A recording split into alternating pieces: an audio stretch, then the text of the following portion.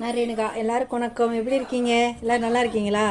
இன்றைக்கி எங்கள் வீட்டிலங்க காலையில் நல்லா பருத்தி பால் செஞ்சு நல்லா சுட சுட எல்லோரும் சாப்பிட்டோம். காலைல 8:30க்கெலாம் நாங்கள் சாப்பிட்டோமா, அதனால் பிரேக்ஃபாஸ்ட் வந்து இன்றைக்கி லேட்டு. பிரேக்ஃபாஸ்ட்டும் ஹெல்த்தியான ஃபுட்டு தாங்க. இங்கே பாருங்கள், இது எப்படின்னா பாசி பயிறு கரெக்டாக 1 கப்பு, பச்சரிசியோ புழுங்கரிசியோ ஏதோ ஒன்று நம்ம சேர்த்துக்கலாம், அது 1 கப்பு போட்டாச்சா. உளுந்து 2 டீஸ்பூனு, வெந்தயம் கொஞ்சம் போட்டு நல்லா 6 மணி நேரத்துக்கிட்ட ஊற வச்சு காலையில் அரைச்சிட்டு இன்னும் வேறு 1 மணி நேரம் நான் அதை வெயிட்டிங்கில் வச்சுருந்தேன். வச்ச பிறகு பச்சை மிளகா, வெங்காயம், கடுகு, பெருங்காயத்தூள் எல்லாம் போட்டு தாளித்து, கருவேப்பிலை போட்டு தாளித்து அந்த மாவில் கொட்டியாச்சா. அப்போ தோசையெல்லாம் நான் சுட்டு வச்சுருக்கேன் பாருங்கள் சாப்பிட்றதுக்கு. மாவில் கொட்டியாச்சு. இந்த பெருங்காயத்தூள் வாசத்தோட இந்த தோசை மிகவும் அருமையாக இருக்குங்க.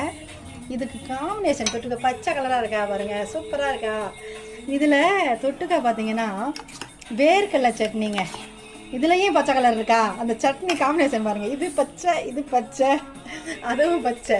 இது எப்படின்னு கேளுங்க. இந்த சட்னி எப்படி க்ரீனாக வந்துச்சு அப்படின்னா, இதில் வந்து வெங்காயம், தக்காளி 2 தக்காளி, வெங்காயம் ஒரு 1.5 வெங்காயம், பச்சை மிளகா ஒரு 2, ஏன்னா காரம் வந்து அதிகமாக சாப்பிட மாட்டாங்க, பூண்டு கொஞ்சம், அவ்வளோதான் போட்டு நல்லா வதக்கியாச்சா. நல்லா வதக்கின பிறகு வேர்க்கடலையை கொஞ்சம் நல்லா வறுத்து அதை எடுத்து தனியாக வச்சுட்டு அதுலேயும் இதில் போட்டுக்கிட்டோம். லாஸ்ட்டில் எல்லாம் வதங்கின பிறகு இந்த புதினா கொஞ்சம் போட்டு ஒரே ஒரு பெரட்டுங்க. 2 கருவேப்பிலை கொத்து, கொஞ்சம் கொத்தமல்லி கொத்து போட்டு வதக்கிட்டு அந்த சட்னியை நல்லா அரைச்சாச்சுங்க. இதை தாளிக்க கூட இல்லைங்க, தாளிக்காமே அவ்வளோ டேஸ்ட்டாக இருக்குது.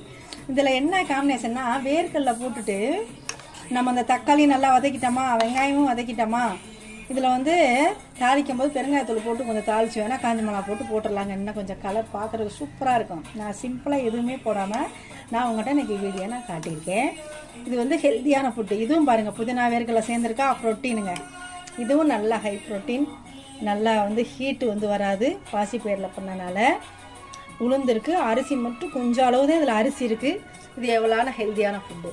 நீங்களும் உங்கள் வீட்டில் இது மாதிரி செஞ்சு எல்லோரும் சாப்பிடுங்க. இதை செஞ்சு பார்த்துட்டு ஃபீட்பேக் எப்படி இருக்குன்னு சொல்லுங்கள். உங்களுக்கு தகுந்த மாதிரி ஸ்டைலை மாற்றிக்கிடலாங்க, ஒன்றும் தப்பு இல்லை. இது மாதிரி வந்து எல்லா பருப்புங்களையும் செய்யலாம். இதில் வந்து கேழ்வரகு மாவு கூட கொஞ்சம் ஆட் பண்ணிக்கலாம், கம்பு மாவு ஆட் பண்ணிக்கலாம். இந்த சட்னி அதே மாதிரி மாற்றி நம்ம அரைச்சிக்கலாம், உடச்சிக்கல்ல போட்டுக்கலாம். இன்னும் எது போடணுமோ, காய்கறி கத்திரிக்காய் கூட போடலாம்.